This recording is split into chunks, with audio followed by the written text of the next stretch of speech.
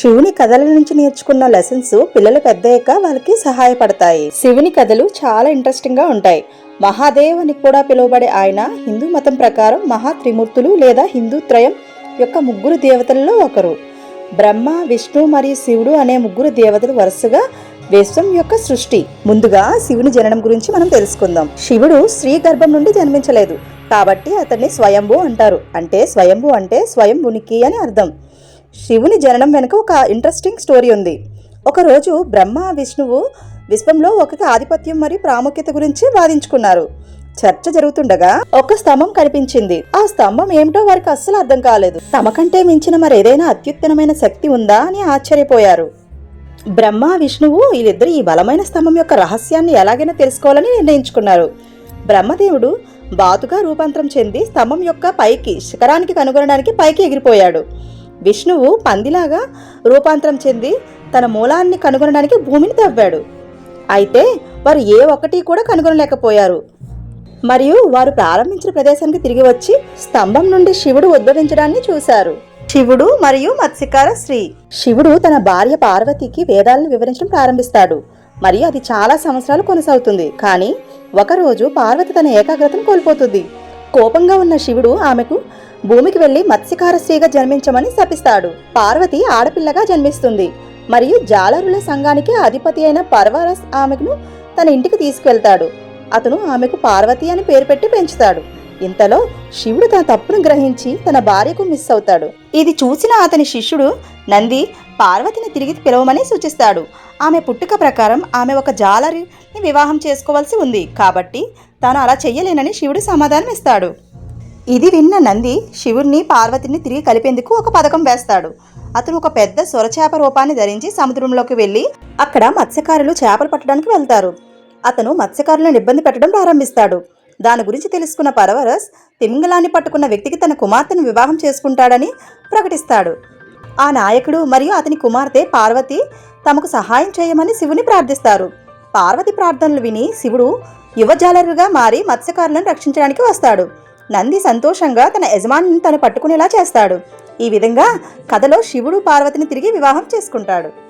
శివుని కుమార్తె అయిన అశోక సుందరి పుట్టుక గురించి ఇప్పుడు మనం తెలుసుకుందాం. శివుడు మరియు పార్వతీదేవి అందమైన నందనవన తోటలో విహరిస్తూ ఉండగా కోరికలు తీర్చే కల్పవృక్షం చెట్టు కనిపించింది. శివుడు దుష్ట శక్తులతో పోరాడడానికి కైలాస పర్వతం నుండి బయటకు వెళ్ళేటప్పుడు పార్వతి తరచుగా ఒంటరిగా ఉండేది. కాబట్టి ఆమె కల్పవృక్షం నుండి ఒక కుమార్తెను కోరుకుంటుంది మరియు కోరిక నెరవేరుతుంది. జానపద కథనం ప్రకారం శివుడు గణేశుని శిరస్సు నరికిన సమయంలో అశోక సుందరి అక్కడే ఉంది. తండ్రి చర్యకు భయపడి ఆమె ఉప్పు బస్తా వెనుక దాక్కుంది. తరువాత ఆమె తండ్రి ఆమెకు శాంతింపజేసి ఆమెను సాధారణ స్థితికి తీసుకొస్తాడు. విధంగా అశోక సుందరి పేరు ఉప్పుతో ముడిపడి ఉంటుంది. శివుడు మరియు భస్మాసురుడు. హిమాలయాల్లో భస్మాసురుడు అనే రాక్షసుడు ఉన్నాడు. అతను శివుణ్ణి ప్రసన్నం చేసుకోవడానికి సంవత్సరాలు జ్ఞానంలో గడిపాడు. అతని భక్తికి మించిన శివుడు అతని ముందు ప్రత్యక్షమై ఒక కోరిక కోరుకోమని అడుగుతాడు. తెలివైన భస్మాసురుడు, ప్రభు, నా కుడి చేతిలో నేను ఏది తాకినా వెంటనే బూడిదగా మారే వరం నాకు ప్రసాదించు అని అడుగుతాడు. రాక్షసుని దుష్ట ఉద్దేశాలు గ్రహించకుండా శివుడు వరమిస్తాడు. భస్మాసురుడు శివుణ్ణి బూడిదగా మార్చి అత్యున్నత శక్తిని పొందాలని, ఆ వరాన్ని స్వయంగా పరీక్షించాలని అనుకుంటాడు. శివుణ్ణి వెంబడిస్తున్నప్పుడు విష్ణువు దీన్ని చూసి రాక్షసు నుండి శివుని రక్షించాలని నిర్ణయించుకుంటాడు. విష్ణువు మోహిని అనే అందమైన స్త్రీగా మారి భస్మాసురుడి ముందు ప్రత్యక్షమవుతాడు. ఆమె మంత్రముగ్ధులను చేసే అందం అతన్ని ఆమె ప్రేమలో పడేస్తుంది. తనలాగే నృత్యం చేసి ఆమెను ఓడించగలిగితే అతన్ని వివాహం చేసుకుంటానని మోహిని అతనికి చెబుతుంది. భస్మాసురుడు మోహిని వేసే ప్రతి అడుగును అనుసరిస్తాడు. అతని ఆత్మవిశ్వాసం పెరుగుతూనే ఉండడంతో మోహిని తన కుడి చేతిని ఆమె తలపై ఉంచి ఒక్క అడుగు వేస్తుంది. అతి విశ్వాసం, అతి ప్రేమతో ఉన్న రాక్షసుడు తన వరం గురించి మర్చిపోయి తన కుడి చేతిని తన తలపై ఉంచుతాడు. వెంటనే అతను బూడిదగా మారిపోతాడు. శివుణ్ణి నటరాజా అని కూడా పిలుస్తారు. అంటే సంస్కృతంలో నృత్య ప్రభువు అంటారు. ఈ రూపంలో ఆయన్ను విశ్వనర్తకిగా పిలుస్తారు. శివుణ్ణి నీలకంఠుడు అనే పేరు ఎలా వచ్చిందో మీకు తెలుసా? దుర్వాస మహర్షి ఒకసారి దేవతలందరినీ శపించాడు. వారికి శక్తిహీనులుగా చేసి వారి అదృష్టాన్ని కోల్పోయేలాగా చేస్తాడు. దేవతలు విష్ణు సహాయం కోసం కోరుతారు. అతను వారు అమరులుగా మారడానికి మరియు కోల్పోయిన అదృష్టాన్ని తిరిగి తీసుకురావడానికి సహాయపడే అమృతాన్ని తిరిగి పొందడాన్ని సముద్రాన్ని మదనం చేయాలని చెప్తాడు. దేవతలు రాక్షసులతో కలిసి సముద్ర మదనం కోసం తమ శక్తులను కలుపుకుంటారు. వాసుకి అనే సర్పాన్ని మదన తాడుగా మరియు మందార పర్వతాన్ని మదన కర్రగా చేస్తారు. ఇలా చేస్తూ ఉండగా హలహల విషంతో సహా అనేక వస్తువులు సముద్రం నుండి బయటకు వస్తాయి. దీనికి విశ్వంలోని మొత్తం సృష్టిని తుడిచిపెట్టే సామర్థ్యం ఉంటుంది. విషం వ్యాపించడంతో భయపడి దేవతలందరూ మళ్లీ విష్ణు వద్దకు వెళ్తారు.